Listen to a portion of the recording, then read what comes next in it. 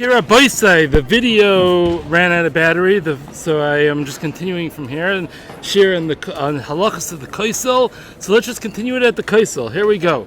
So we were discussing before the Halachas of ripping Kriya, tearing Kriya, and we discussed that this idea of I'm giving my clothes as a matana and borrowing back from the other guy is a pretty weak sauce heter. We don't really like it. Chevra, l'maisa, you're spending the money. You're going to Eretz Yisrael for vacation. You're going to Eretz Yisrael for yeshiva. The least we could do, guys, is buy that 15 shekel t-shirt and go rip that. Flip your undershirt over your shirt, rip that. At least you should do that to tear if you don't want to tear your actual shirt. Now, another point that I think many people do not know, there's another idea that the Mishnah brings down. He doesn't bring it down as an absolute chiyuv, but he likes it. It says mitstaber. There are those that say, and it's logical, that the day that you see the Makom HaMikdash bechorba, on that day, you know what you should do? Ask yourself from bas v'yayin. No bas v'yayin, no meat and wine on the day that you see the Chorban. So not only Tir Kriya, now this is not an absolute chiyuv, but kichevra. It's a good idea, but it's not an absolute chiyuv. So if you feel you want to take it upon yourself, it's a great thing to do. Let's discuss for a second a little bit about the Kosel. So what is the Kosel? We see the Kosel behind me, but what exactly is that wall that we're looking at behind me?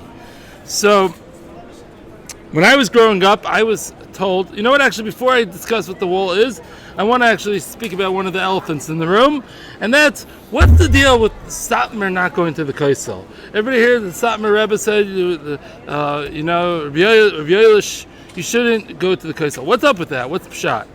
So as everybody knows, the Satmar Rebbe had a big fight, so to speak, big pushback against the Zionistic entity, and therefore he didn't want to get any good that came from the Tzionim.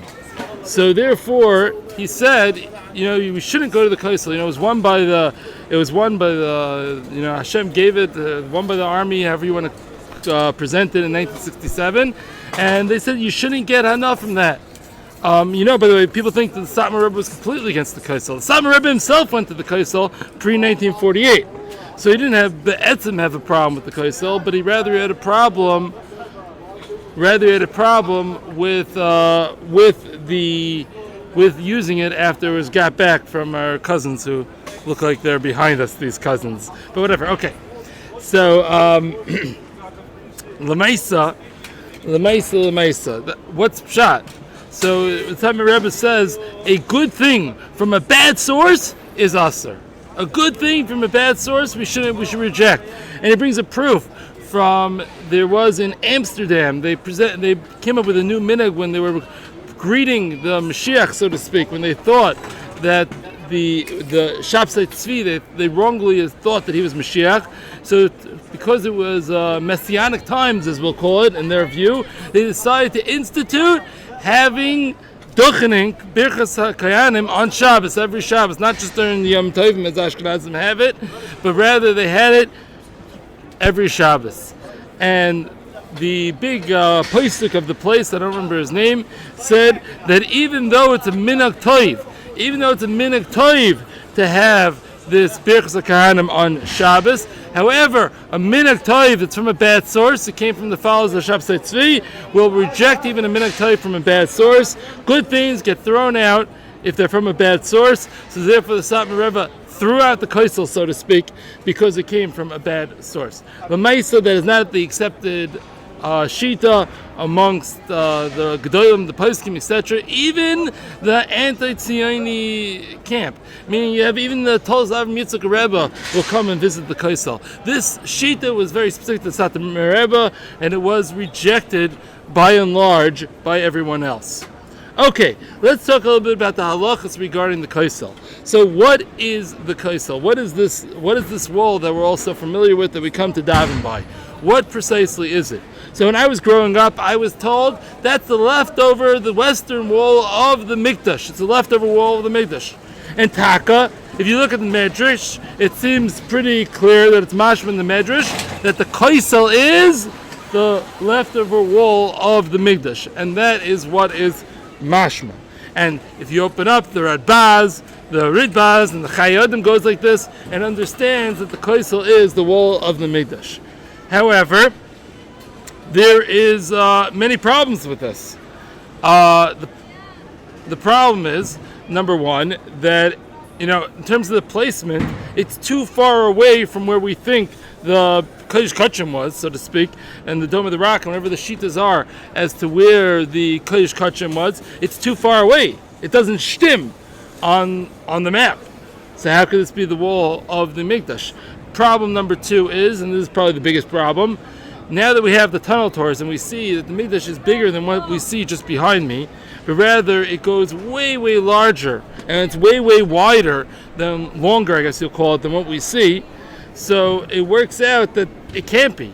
We know the dimensions of the Mikdash, and the wall behind me is 5 times the size of the dimensions of the Mikdash. So it's not just the issue of Chayin size versus Chazon Ish size, but rather it's B'chlal no Sheikhus. It's way too big to be the size of the Mikdash. Problem number 3 is we know that there were tunnels under the Mikdash.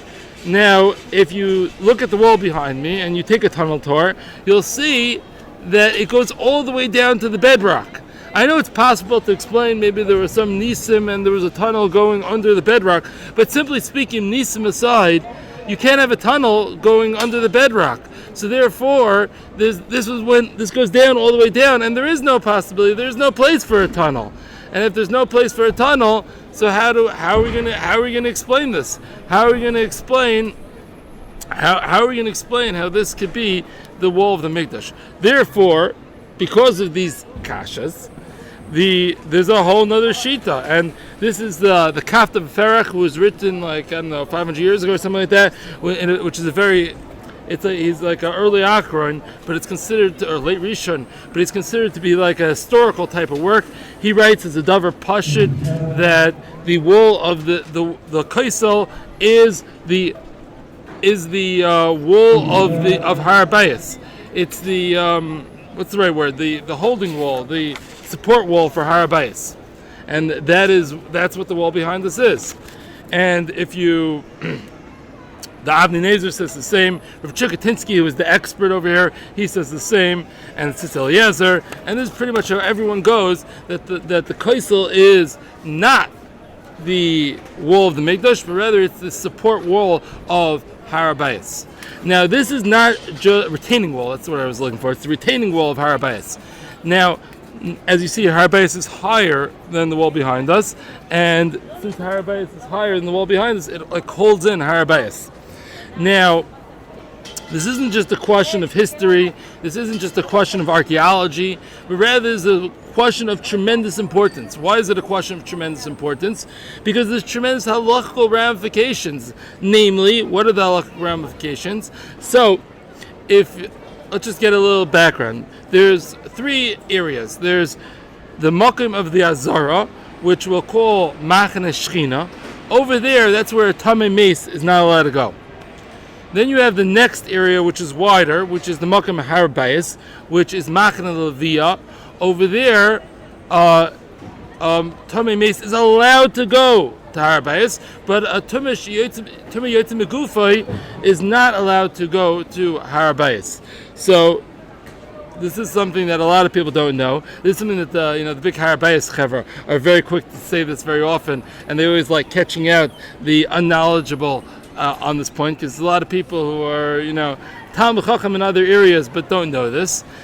The halacha is a Tamei Meis is allowed to go to Har Bayis. It's a Tamei Yotzei Megufay that is not allowed to go to Har Bayis. A Tamei Meis can't go to the Makom Hazara. And Midarabanan, the Chel which surrounds the Makom Hazara, a Tamei Meis can't go. But general Har Bayis, sure, a Tamei Meis is allowed to go.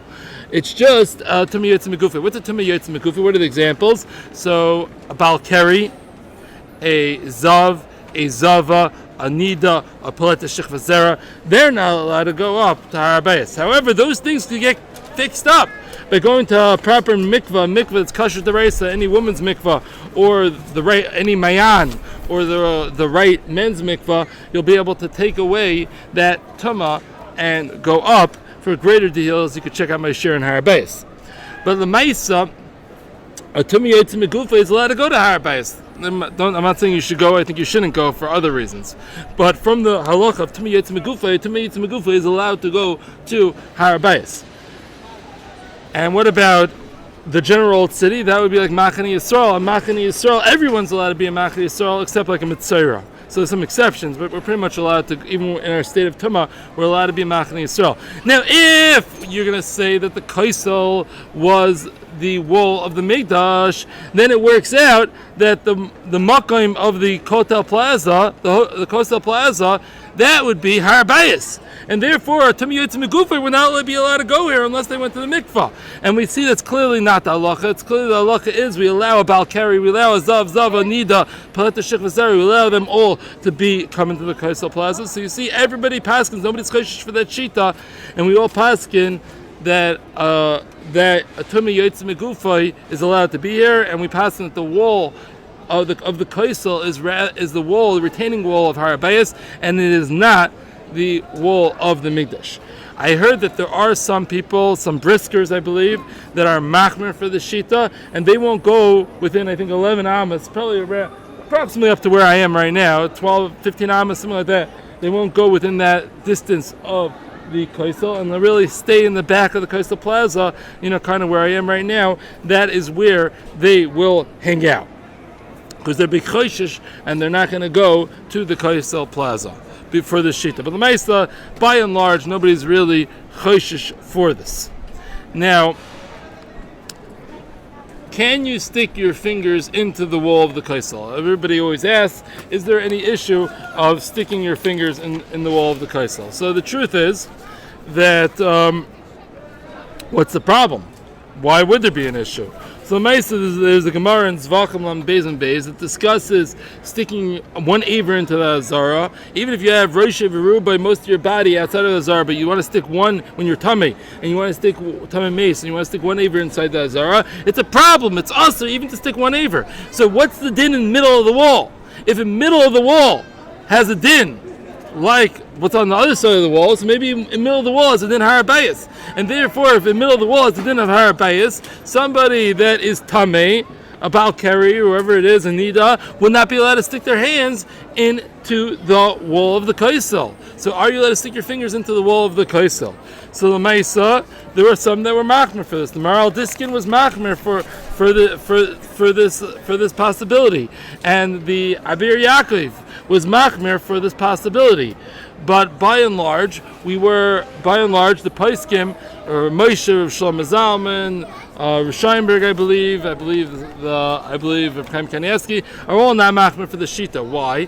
Because if it was the type of hole in the wall that you could stick your hand in and get to the other side, then they would be makbid to treat the wall as if it would be considered like Har Bayis. But when you have the opening that only opens to the outside and doesn't open to the inside, that opening has a din like the outside, it has the opening that has the din of like general Yerushalayim, and one of the din like Har Bayis, and Mele Lefi Rav Shitas, you don't have a problem sticking your fingers in. And they actually saw the Minchas Elazar, the Munkatcher, brings from the Or Chaim sent somebody with a letter to bring in to put into the Kosel. That was where he started the minya of putting your kvittel in the Kosel. And he didn't say, oh, be careful not to stick your finger in the Kosel. So from the fact that the Or Chaim didn't say that, be careful not to stick your finger in the Kosel, that implies that he held there was no issue like Rav Shlomo Zalman, like Rav Moshe, and not like the Chumrah of the Maral Diskin and the Abir Yaakov and the Maisa. Roiv are not choshesh and are not worried about sticking their fingers in the Kosel. However, there are some that are makbid. Okay, next halacha regarding the Kosel. Is there a concept of being oile regel nowadays? Is oile regel batal mevatal and will be back bisman binyan beis hamidrash, or is there still a mitzvah of being oile regel? There was always a mitzvah for the three Yom Tovim to come up to the beis hamidrash. Zak the Rambam, what's the point of being oile regel? The Rambam says the point of being oile regel is to bring a carbon. And in fact, you're only yoytze your mitzvah of aliyah regel if you have a carbon. And it goes a step further. If you don't have a carbon, and if you show up empty-handed, you get an isser. You shouldn't see Pnei Rekam. You shouldn't see you shouldn't come to this place without a carbon. So nowadays, you can't be mekayim the mitzvah of aliyah regel. If anything, fakir. Oh, you're going to say, well, you can't bring a carbon nowadays. It happens to be Derek Hagav as a side point, but the Rambam holds you're allowed to bring a carbon nowadays. The Rambam says you don't need a mikdash to bring a carbon. There's practical, technical complications with bringing a carbon, whether it's big day kahuna, whether it's proper mizbeach, whether it's knowing where to do it, whether it's the measurements, whether it's the Arabs not letting us. But there might be practical reasons. The Rambam holds you actually could bring a carbon nowadays. So the Ma'isa, we're not bringing a carbon. Yeah, in a kanami, it's not an isser because it's an oinus that we can't bring a carbon. But to be mekayim the mitzvah of aliyas l'regel, is that the Rambam? No way, no chance. You're not mekayim the mitzvah of aliyas l'regel. However, Zak the Ran says regarding the halachos of when you daven for Saint Tal Matal Livracha, when you want the rain to start. In America, they start December 4th, December 5th, when, that's seasonal, when the winter starts, whatever. But in Eretz Yisrael, they start with Vav or Zayin Cheshvan. They start. But why don't they start right after Sukkot? The reason they don't start right after Sukkot is the Gemara says they want to leave time for the Oile Regolim to get back. They don't want right after Sukkot everybody traveling back to get caught in the rain. They want to give them a couple of weeks to get back. Zak Daran, this halacha still applies today. Why? Because people are still Oile Regel today. So you see from the Ran, and even today we're going to start Vav Zayin Cheshvan. We're not going to start right after Sukkot. So you could see the Maisa. From this Ran, you could see that we still have the mitzvah aliyah l'regel nowadays. The Maisa, how do we paskin? So the Shlomo Zalman says it's not an actual chiyuv, but it's a minhag toiv. Moshe Feinstein says there's no chiyuv nowadays of aliyah l'regel.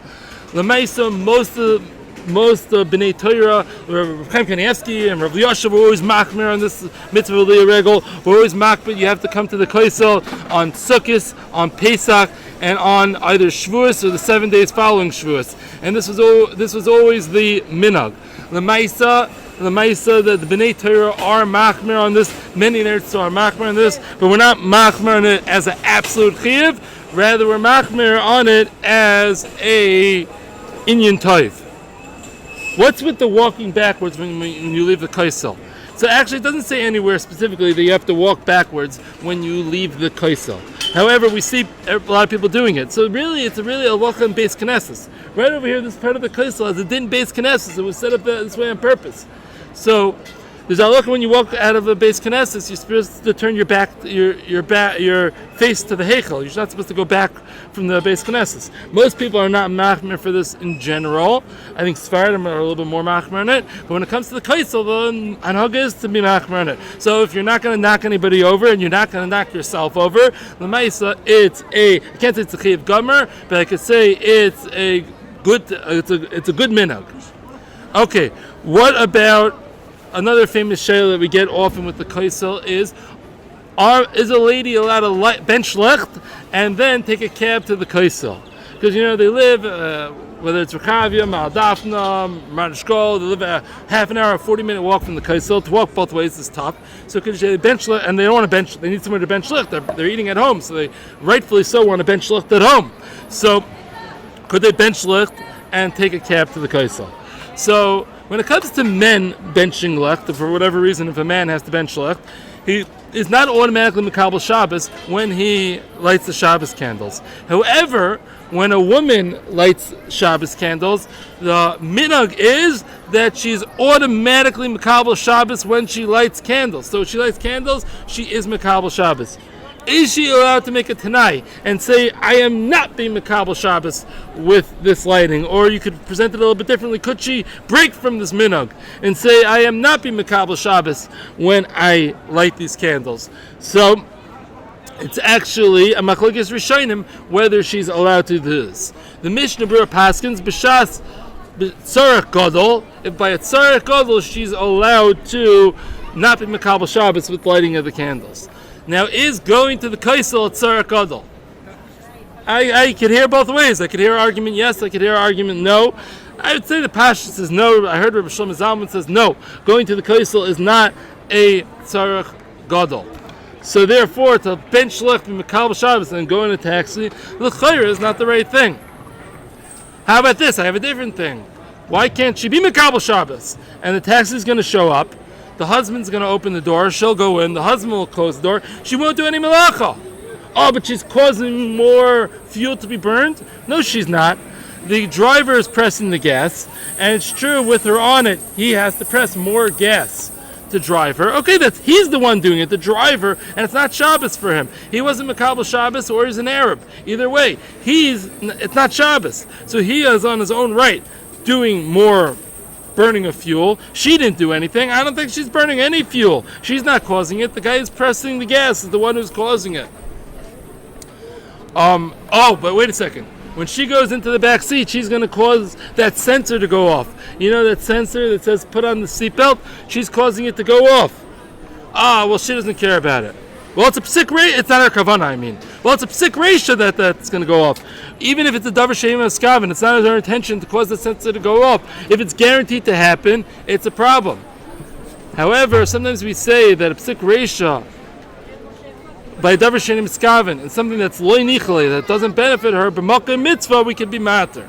So if we say that going to the case of the makkah mitzvah, I'm okay with that. And if it's loy nichle, we can be matter. But I'm not so clear it's loy nichle. It's there for her benefit. Why is it there for her benefit? It's saying put on a seatbelt. This beeping noise is trying to save her life. This sensor is trying to save her life and saying put on a seatbelt. Can we really say it's nichale, even if she can't be bothered and doesn't want to wear a seatbelt? L'chayr, that is nichale. It's doing something positive for her. So therefore it's still a problem. I was thinking perhaps the eitzah is the husband who, after he opens the door for her, he could click in the seatbelt. Once the seatbelt's clicked in, and then she sits down, whether on top of it or she crawls into it, either way. But once the seatbelt is clicked, now the sensor sensing that there's weight on that seat doesn't accomplish anything. Who cares? It doesn't do anything. Then it's a davar she'ein meskaven on a psik ratio shaloi nichalei b'makkah mitzvah l'chayra, she should be able to go. However, I was saying this once, and somebody wanted to argue it's Zilzul Shabbos. In a Chinami, there's no Isser. But maybe there's a Zilzul Shabbos for her to go in a cab on Shabbos. I don't think it's true. I once heard somebody say this, and it's Mistaber. I don't remember who said it, but I think it's Mistaber. There's only Zilzul Shabbos on Shabbos. On Tosefes Shabbos, there's no Zilzul Shabbos. Why? Klapi her, she's not doing any melacha. What's the problem? And Klapi, on how this looks, it looks like she's going on a cab when it's not Shabbos. It's not Shabbos yet. It's not Shkia. If it looks like she's going in a cab when it's not Shabbos, that can't be Zilzul Shabbos. You need Shabbos for Zilzul Shabbos. There's no Zilzul Shabbos on Tosefes Shabbos. And if there's no Zilzul Shabbos on Tosefes Shabbos, the Chayr wouldn't be a problem. This last point one could debate. It's not Mukhrach, but that's how I feel. And therefore the Chayr, unless there's other censors that I'm not aware of, the Chayra, if the husband opens the door and closes the door for her and goes and clicks in the seatbelt, the Chayra, it should be fine. Thank you for listening. This is Geschmack from Yerushalayim from the Kosel.